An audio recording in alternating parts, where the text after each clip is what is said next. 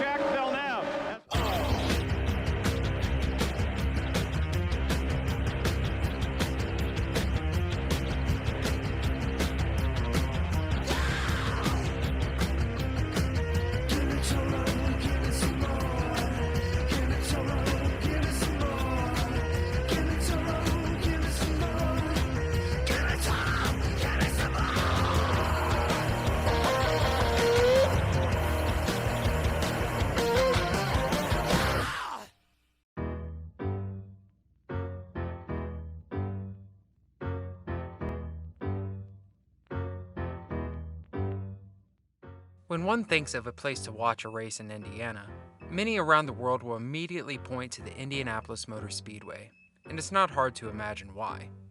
Indianapolis Motor Speedway is the highest capacity sporting venue in the world. It was also the first track to be called a speedway. However, the Indianapolis Motor Speedway is not the only historical track in the state of Indiana. In fact, many forms of racing can be seen without ever leaving the state. Endurance, GT racing, stock car leagues from rookie to professional, dirt racing, drag racing, karts, motorcycles, planes, and even monster trucks if you're near where the Colts are playing. If you end up wanting to get into the sport of racing, one might get overwhelmed by the buffet of options that the state provides. With this documentary though, I'll be going through just what it means to be a fan of racing. We'll also be going through interviews I've conducted, showing this state's rich history of racing, and just how a race at the Indy 500 really is. What do Mark Martin, Jeff Gordon, Tony Stewart, Sarah Fisher, Bobby Unser, Mario Andretti, and A.J. Foyt have in common? The Winchester Speedway, the world's fastest half-mile. Driving at the Winchester Speedway was a stepping stone in the big leagues and an accomplishment each of these drivers is proud to list. Come out to the Winchester Speedway. Come see the stars of tomorrow as they meet the challenges of the Winchester Speedway, the world's fastest half-mile. Tucked away in the cornfields of Randolph County, another bastion of speed was being constructed that would be the training grounds for many of the new drivers that wanted to make it big in the Indy 500. The track's name is Winchester Speedway. The original name of the track, though, was Franks Speedway. Construction began for the world's first and fastest half-mile in the year of 1914. The first motorcycle races were held in 1916. In terms of age overall, Winchester Speedway is the third oldest active racing track in the United States. followed by none other than the Indianapolis Motor Speedway, and in first, the Milwaukee Mile. This dirt track began holding its first races just 2 years later in 1918. The banking of the Winchester Motor Speedway is often the most notorious feature of the track, and that's made by design from the track's creator, Frank Funk. In 1932, it reached a height of 25 feet. In 1948, it reached its highest banking of 45 degrees.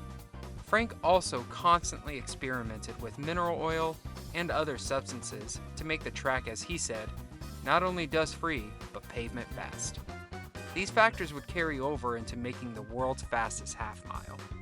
It was tracks like this that gave racers a chance to cut their teeth into the sport of racing. Going to the track is a wonderful experience, where just about everyone is open to talking about racing. Drivers from all series can't seem to ever miss a race here. With this racetrack being so close to so many rural towns, it became extremely popular since its inception, even catching the eyes of NASCAR founder Bill France Sr. The legend goes that Bill developed a fascination with the Hoosier-born track in the 1950s, and took a lot of inspiration for its high banks for his next project. During this time, Bill had an idea for making what he would call the world center of racing. This track would go on to be called Daytona Speedway, where it would be famous for its 31-degree turns, and where drivers can easily break 200 miles per hour. A track that would go on to define NASCAR. In Indiana, though, you can witness the rise of those same NASCAR legends. At Winchester, NASCAR legends like Bill Elliott, his son Chase, Hoosier native Jeff Gordon, and Mark Martin got their start in the late model racing series like ARCA. This racing league is a famous Midwestern-based racing league that competes using late model stock cars on short oval tracks, the same ones that dot most of the state of Indiana. Winchester Speedway also hosts more than late model NASCAR races. Fans from northern Indiana can also see racing from the United States Auto Club.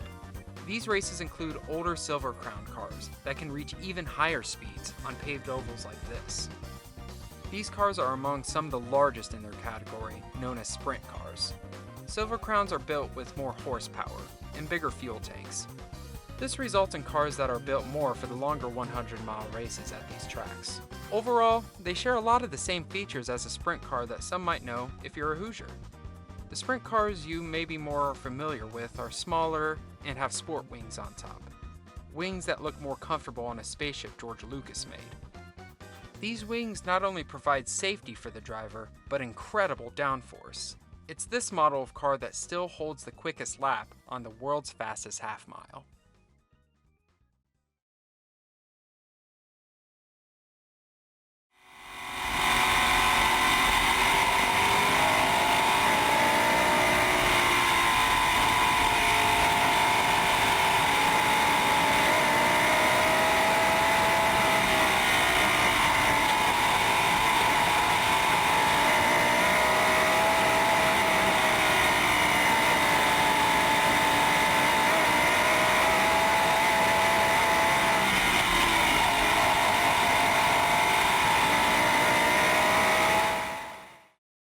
Many racers were able to make it to the big leagues from Winchester Speedway. In Indiana, though, this isn't the only track where you can prove yourself as a rookie.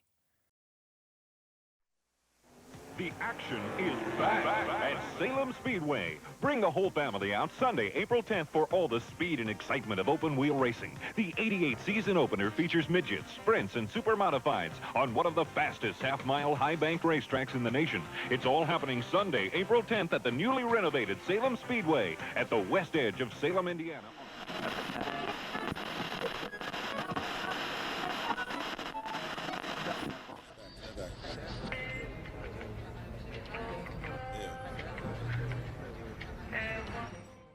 Salem Speedway is yet another historic track that has found its home in southern Indiana. The oval track shares a lot of features with tracks like Winchester. It is roughly a half-mile in length. The track also has 33 degrees for its turns, and a lap can be finished in around 17 seconds. With a similar layout to Winchester Speedway, oval racing at Salem promises very close and very fast racing. It also has a very rough history. A storm in 1981 took the track out of commission for 6 years until it was bought by a local truck driver, Donald Gettelfinger. The track was closed due to bankruptcy in May 1995. It was also then bought in 1996 by their longest owners, Owen and Beverly Thompson. Since then, it has stayed in operation every year. Salem's first race, though, wasn't so smooth. Salem's first race was held on June 22, 1947. It resulted in the death of 2 racers, Clay Corbett and Jack Schultz. Details are scarce, but from what witnesses saw, both of the drivers' cars had gotten their wheels locked in the first turn of a heat race. This sent both of their cars careening over the walls, and as a result, this killed Clay instantly. He was declared dead on his way to the hospital in New Albany, Indiana. Jack Schultz would become paralyzed from this wreck and would succumb to his injuries 5 years later. Despite its rough start, this speedway would go on to become a consistent home for stock car racing, and is a staple for the nearby town of Salem. Just like Winchester, many drivers that start here end up becoming champions in the field that they drive in. Though, Salem's champions seem to be mostly in the stock car category. Among these legends and more have participated in races at Salem Speedway. On top of being a starting race for many future champions, this track has also hosted the highest number of races in the ARCA series. The question remains though, why do so many people come to such small tracks like Salem and Winchester Speedway? How fun can it literally be to drive in circles? Well, as mentioned previously, the lap times at these tracks are quite fast, around 17 seconds fast. The cars can also reach speeds in excess of 140 miles per hour at tracks like this. On top of the allure of fast cars, people can also find enjoyment on just how close these races can be. The cars can constantly beat and bang in order to gain any position that they can. They fight neck and neck for 200 laps in a race that is over 100 miles. While many people like me are more interested in the strategies that it takes to win the race, most people just enjoy seeing fast cars beating and banging for hours, and the occasional crash. Others, though, enjoy the social aspect of it. Just like comic book or anime conventions, races always offer an equally passionate crowd. They also usually invite other drivers who have now retired. Being at a race like this, even at a local level, promises hours of fast-paced racing and crashes. Tracks like Salem have racers so close together, where still to this day wrecks can still happen on the first lap. This type of racing still brings in fans to this day. In December of 2022, Salem Speedway came under new management, and with it, an increase in races. As a fan of NASCAR during the 2010s when viewership was taking a nosedive, it's very humbling to still be able to come to local tracks every weekend like Salem or Winchester, and still be able to see a nice crowd. To be honest though, I do want to get some others' opinion on why they liked racing, and just to reminisce on some of our favorite moments in racing. The 2 people that I interviewed are people that I greatly respect, and specifically sought for to gain some insight on racing. The first person is my favorite YouTuber that covers racing, Slapshoes. He's a YouTuber from the southeastern United States that has amassed a following of over 150,000 subscribers, with over 35 million views on his YouTube channel as well. My second is among one of my best friends, Eric Gray. Among being one of the tour guides at the Indy Motor Speedway Museum for many years, he is now the director of ticketing and marketing at the Indy Speedway Museum. Both graciously accepted to be interviewed for this documentary. I asked both of them the same question, and because I was curious, I asked Slapshoes a bonus question.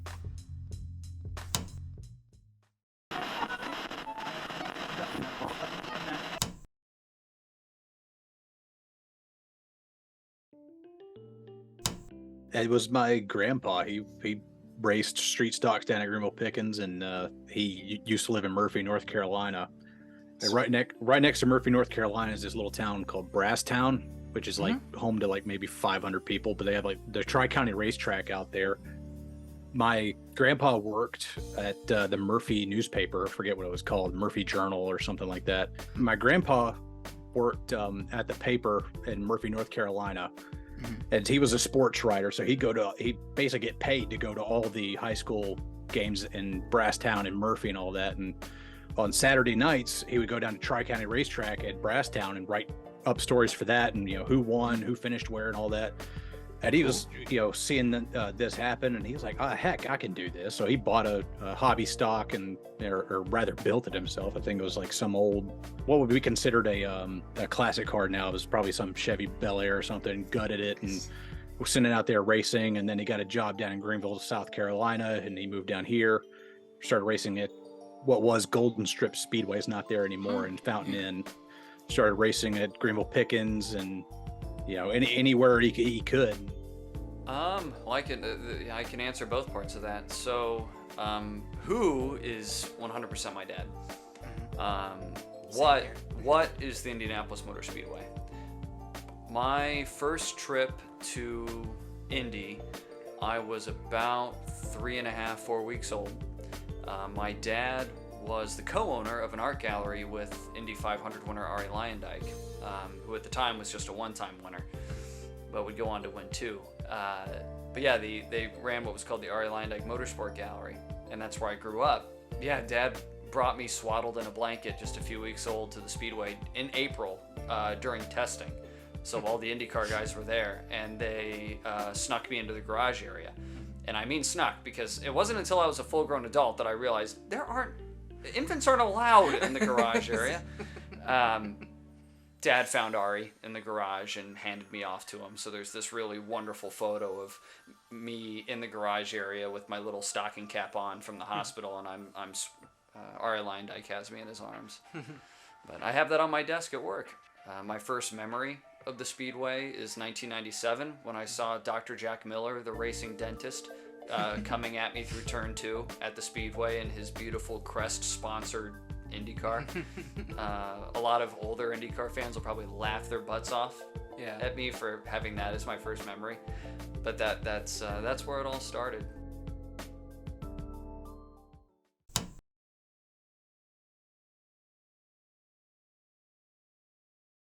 Probably the last Daytona Beach race, 1958. I read an interview with Buddy Baker when his dad Buck Baker would race there.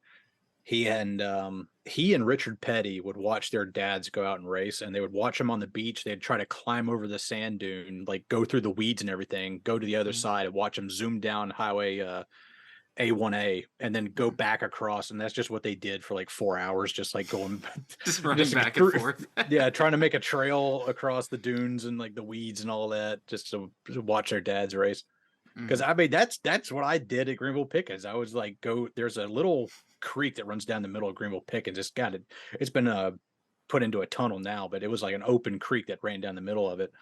And me and my cousins would go down there and play in the creek, run across the weeds, and try to go from one end of the track to the other to watch our grandpa race and all that. So I mean, so that would be really cool to like just hang out with like a young Buddy Baker and Richard Petty and just like run through the weeds just to watch the race.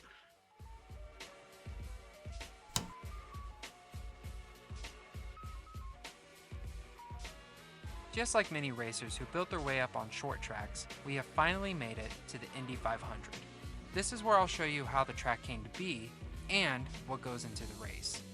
Those with a keen eye, though, might have noticed what exact race that we'll be going over. Before we get into the race, though, let's just see how historic this track is. The story of the track that would eventually become the Brickyard all starts with the Hoosier native entrepreneur Carl G. Fisher. Born in Greensburg, Indiana on January 12, 1874, Carl Fisher is a man that would probably be a bit more influential than you think. I mean, he is believed to have operated the first car dealership in America. We will start with something simple though. Firstly, as you probably guessed, he made the Indianapolis Motor Speedway. This track was built initially to attract automobile manufacturers to test their cars, and for races of all kinds. Over time though, Fisher would go on to have two reasons to be on our state quarter. He would go on to construct the Lincoln Highway, the first highway to cross from sea to shining sea. This would make Indiana the crossroads of America. The benefits that Fisher gained from building improved highways were also built into this track. The track was built on extremely even farmland 5 miles northwest of Indianapolis, and in 1909, it finally earned its name, the Brickyard. That year, 3.2 million 10-pound bricks were laid to finish the updated version of the newly dubbed Brickyard. These bricks provided additional traction and, with that, improved speed. At the time though, Fishers thought the speeds could encroach around the 100-mile-per-hour range. The first races had racers reach speeds of 75 miles per hour. It didn't take long for them to break this. As mentioned at the beginning, Indianapolis can provide an honestly startling amount of different races. In the early 1900s, this still seems to ring true for Indy. In the month of June, the Indianapolis Motor Speedway hosted a rather unique event for the time, an air show. This aviation show lasted for 6 days and provided many record-breaking events. In attendance was Orville and Wilbur Wright, who had just accompanied man's first flight just 7 years before. The Speedway would become so big that the surrounding neighborhood in July 1926 successfully voted on becoming an independent town, respectfully being called Speedway, Indiana. Now though, we have finally reached the end of our journey to the Indy 500 race. Those who heard the radio host at the beginning probably know which race we are covering. To me, this is not only a prestigious race for the history of the track, but also for myself. The race we'll be covering is the 80th running of the Indianapolis 500, or as I would know it, the day I was born.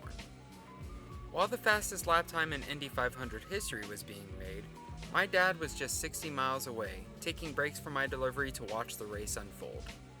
Before all this though, what makes this race so important? As mentioned previously, there are many different types of racing leagues that a racer could join. This is the race though that would be known as the split amongst race fans. In the year 1994, Tony George, the owner of the Indy Speedway, decided that he would start his own racing series. He called it the Indy Racing League. To best explain this, imagine if tomorrow the AFC approached the NFL and said they wanted to start their own football league. Then, on top of that, they would have their own Super Bowl that would limit the NFC from even having a chance to play in their league. In the 90s, IndyCar was on a huge rise. At the time, the largest attended single-day sporting event was the Indy 500, and in second place was the day of qualifying at the Indy 500.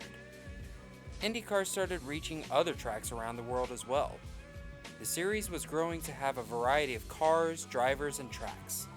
This was the main root of the problem for then owner of the Indy Speedway, Tony George. He felt that this was betraying the grassroots origins of where IndyCar came from, where races were won by skill and not by someone having a better made car.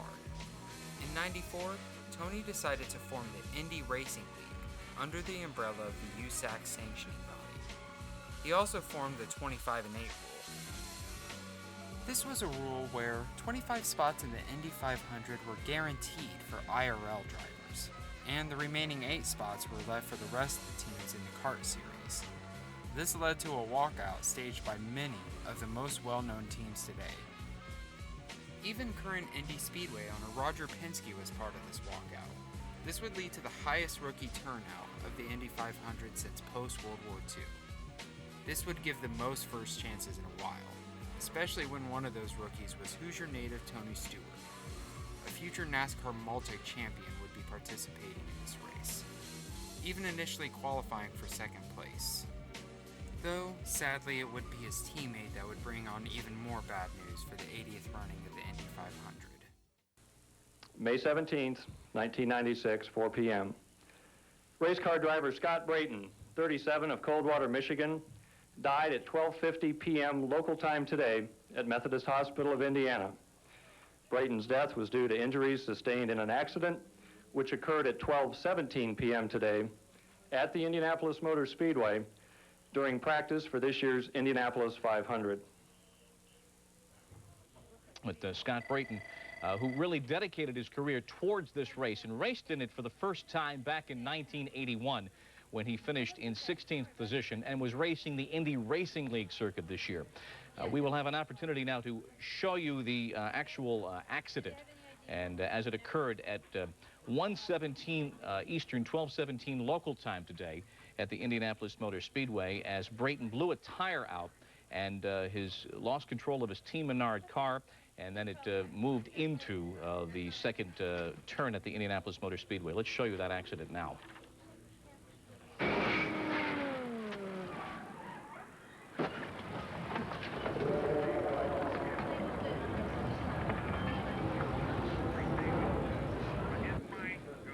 Apparently the right rear tire blowing, possibly with debris on that newly surfaced track this year, but a minute piece of debris is all it takes at these speeds to puncture a tire, cause it to lose air pressure.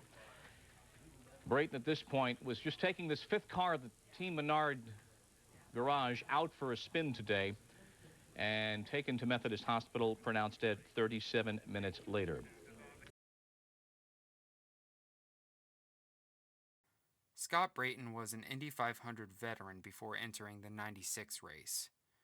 He had been attempting this race since 1981, and even the year previously again qualified for the pole position.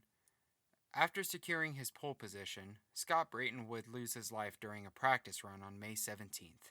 He exited the pits in his backup car for another day of racing. After exiting the first turn, his car had blown his right rear tire and spun before hitting turn 2 at 230 miles per hour.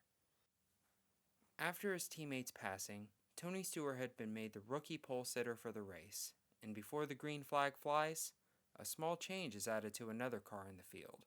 A purple 91 numbered car adds another sticker to the front wing of their car.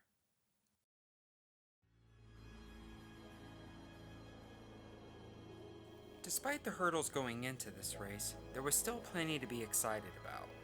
Before the race even started, the fastest lap was broken 3 times by one driver on a single run. His name was Arie Luyendyk. In this footage, the practice is announced by Tom Carnegie. Tom is amongst legends in the Motorsports Hall of Fame, and started announcing for the Brickyard in May 1946. The first race allowed since the racing suspension of World War II. Tom would go on to be an announcer for the track for 60 years. For many, he was the voice of the track, and grew up with his booming voice. The race got going after the engine command was given too early before inspections were finalized by USAC. After everything was finalized, drivers started making their way to the field. Lastly, before the race got started, a memorial lap was held by Danny Ongeis in memory of Scott Brayton. He was the oldest driver of the field. Even after the race got started, it seemed as though the field couldn't hold any consistent green laps at all. During the first lap, Mark Dismore would throw some of the mud from the grass into the field. This would bring up a caution on the third lap. During this caution, Scott Harrington would almost make contact with the back of the field after locking up his brakes. Then, he would slide onto the inside of turn 3.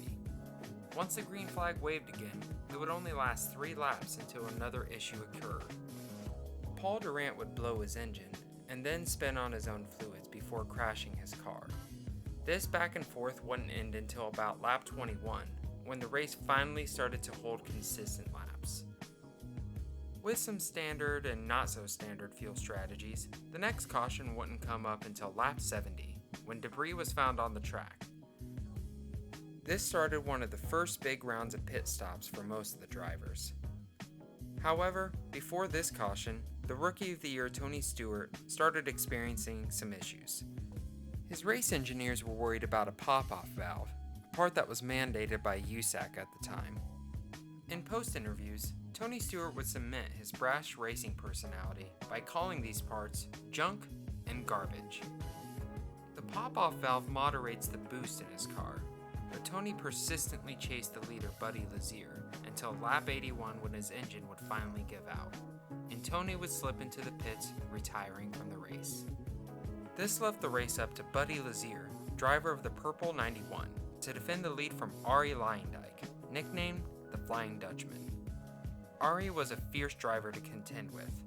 At this point, he had been racing since the 70s and had already won a previous Indy 500 in 1990.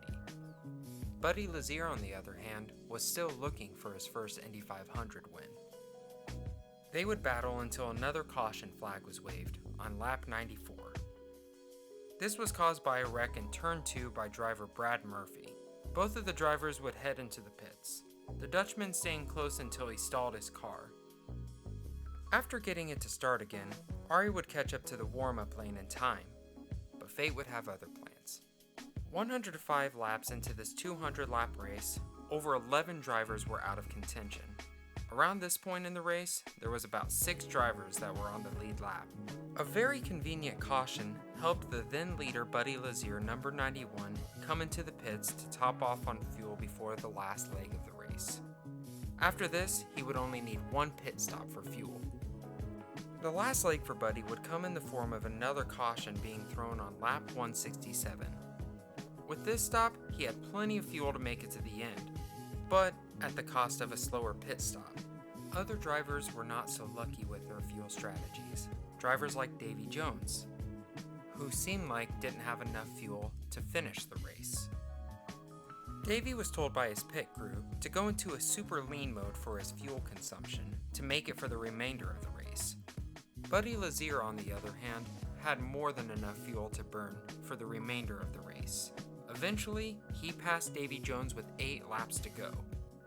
Despite this, both of the drivers fought all the way to the end, when the victor was finally declared on the 80th running of the Indy 500.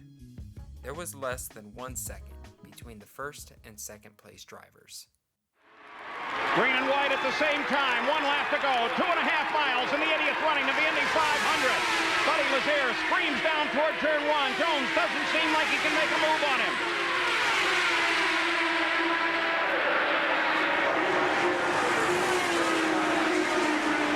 Onto the backstretch. Looking good coming out here. Jones still looking for a chance to move. He's trying to get around Jourdain. He's around him now, in contact with the leader. The third turn, 1 to go at Indianapolis. Buddy Lazier taking a look at the 4th turn, comes off the 4th corner. And the checkered flag lies just ahead as Buddy Lazier takes the checkered flag and wins the Indianapolis 500. Firestone's first win since 1971. And a crash on the finish. Big crash on the finish of the race. Salazar, looks like Zampedri, and Guerrero. The cars that were running 4th, 5th, and 6th all crashed together at the end of the race. Most racing fans probably won't be able to tell you anything about the kart series in '96, but they can probably tell you who won the Indy 500 that year. Even if the kart race had a more prestigious lineup, it simply didn't matter. The Indianapolis Motor Speedway is just that prestigious. My name is Michael Hammond Jr., and this has been my documentary on Hoosier Auto Racing.